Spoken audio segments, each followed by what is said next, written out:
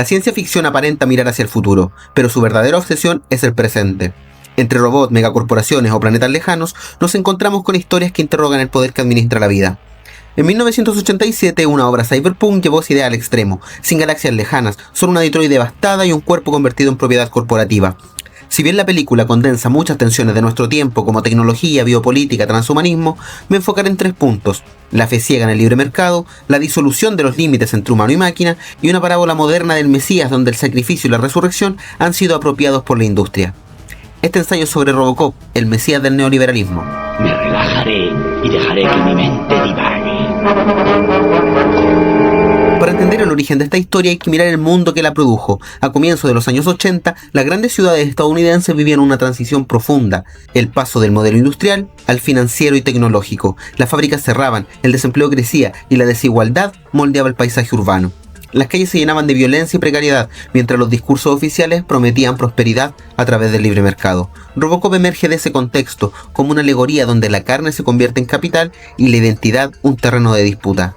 El entorno político de la época marcó el apogeo del neoliberalismo como doctrina global. Ronald Reagan en Estados Unidos y Margaret Thatcher en Reino Unido, ambos impulsaron programas que combinaban 3 pilares fundamentales: la desregulación del mercado, la privatización de empresas y servicios públicos y el desmantelamiento del estado de bienestar.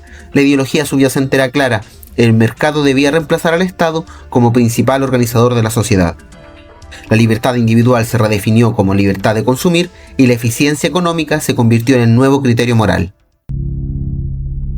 La historia comienza cuando Alex Murphy llega a Detroit trasladado desde otra ciudad. La cámara no tarda en exponer la ley del lugar: violencia, policía precarizada, corrupción latente. Murphy, cumpliendo con su deber, paga el precio. Es brutalmente atacado por delincuentes y queda al borde de la muerte. Sus restos son recogidos y gestionados como un trámite más dentro de la cadena corporativa. La OSP, Omni Consumer Products, no es solo la compañía que fabrica armas o equipo, controla también la fuerza pública. Y entre sus mesas de directorio se decide que el cadáver de Murphy ahora será materia prima. Lo transforman en el proyecto Robocop. Una máquina con rostro humano, con protocolos inscritos y con un número de serie. Cuando se enciende, la conciencia biográfica parece fragmentada. Lo que había sido una persona es ahora un producto. La película muestra sin exageración la operación moderna: recomponer cuerpos para otro fin. El héroe convertido en mercancía nos dice que incluso la vida puede ser optimizada, medida y privatizada. No debemos olvidar que los años 80 fueron también los de la Guerra Fría tardía. Reagan impulsó el programa Star Wars, sí, Star Wars, una guerra armamentista basada en la superioridad tecnológica como garantía de poder. La cultura popular absorbió esa ideología, la tecnología se presentaba como la solución de todos los problemas, incluso los morales. Robocop nace de ese clima, del fetichismo a la máquina. El héroe ya no es humano, es un producto de la ingeniería y del capital, y su dilema profundamente político refleja el conflicto central del sujeto neoliberal. ¿Qué queda del hombre cuando su cuerpo, su trabajo y su identidad son propiedad de otro? La corporación no crea un protector sino un instrumento de control, un cuerpo disciplinado que encarna la obediencia. En este punto te quiero pedir especial atención. Pensar a Murphy como hombre o máquina sería caer en una dicotomía simplificadora. Como advierte el filósofo Gilbert Simondon, el individuo no es una sustancia terminada, sino un devenir constante que se constituye junto con su entorno. La tecnología, en ese sentido, no es un simple instrumento externo, sino un medio asociado que participa activamente en el proceso de crecimiento y desarrollo, también llamado individuación. Cuando la OSP reensambla el cuerpo de Murphy, no crea un ser nuevo, intenta detener su devenir, fijarlo como una forma útil y rentable. Pero el humano siempre deja residuos, recuerdos, afectos, gestos que escapan del control del código. En la visita de Robocop a su antigua casa, esa fisura se revela con fuerza. La cámara lo sigue mientras atraviesa los pasillos vacíos. Los sensores de su visor registran datos, pero de pronto, al tomar una fotografía, el flujo maquínico se interrumpe y comienzan a proyectarse fragmentos de memoria. Su hijo frente al televisor, su esposa mirándolo. Las imágenes aparecen con la textura de un viejo VHS. En ese instante, el cuerpo técnico y el cuerpo afectivo se cruzan. La máquina no solo recuerda, vuelve a individuarse. La memoria entonces no es nostalgia, sino la forma más elemental de resistencia. La figura del cyborg suele leerse como una promesa emancipadora. La posibilidad de superar los límites biológicos es algo que para algunos puede sonar tentador. Tengo un video de transhumanismo por si te interesa. Pero en Robocop, la hibridación llega como una imposición. Su cuerpo ya no le pertenece, es propiedad de una corporación. Y esto no es casualidad. La película transcurre en Detroit, una ciudad que alguna vez fue el corazón del sueño industrial estadounidense, sede de General Motors, Ford, entre otras. La globalización y la automatización provocaron cierres masivos de fábricas, desempleo estructural y migración urbana. Lo que antes había sido prosperidad se transformó en un paisaje de ruinas. Detroit se convirtió literalmente en un laboratorio del colapso del capitalismo productivo y del ascenso del capitalismo financiero y corporativo. En ese escenario surge Robocop, en una ciudad quebrada, incapaz de sostener su infraestructura, que entregó su soberanía a una corporación, la mega empresa que promete reconstruirla con la eficiencia de la gestión privada. Su proyecto, Delta City. Al igual que Robocop, es un sistema diseñado para producir.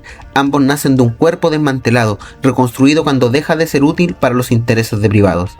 Es la sustitución total de la política por la administración, de la ley por el algoritmo de Robocop. Y cómo no, aquí la ley también se privatiza. Isaac Asimov alguna vez habló de las leyes de la robótica. Se conciben como un marco ético, proteger al ser humano, obedecer órdenes, preservar la existencia del robot. Un equilibrio entre razón, moral y mucha ciencia ficción. Pero en Robocop esas leyes se corrompen.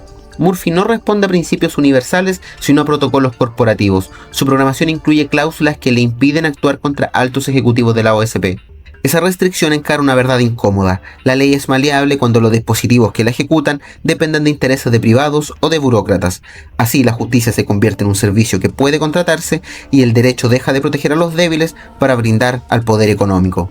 Robocop muestra, con brutal claridad, cómo la estructura legal puede funcionar como un escudo del privilegio, una parodia de su propia promesa de equidad.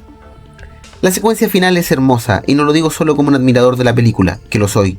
Es un gesto mínimo pero de una potencia enorme, la recuperación del nombre.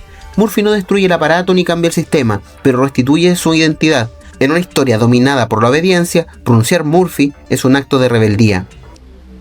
Murphy. Pero no conviene romantizar el gesto. La película deja claro que las acciones individuales no bastan frente a un aparato estructural. Aún así, ese momento abre una pequeña ventana de humanidad. La memoria y el nombre son lugares desde donde se puede comenzar a disputar el poder. La resistencia no tiene por qué ser épica, muchas veces es íntima, silenciosa y habita en lo cotidiano.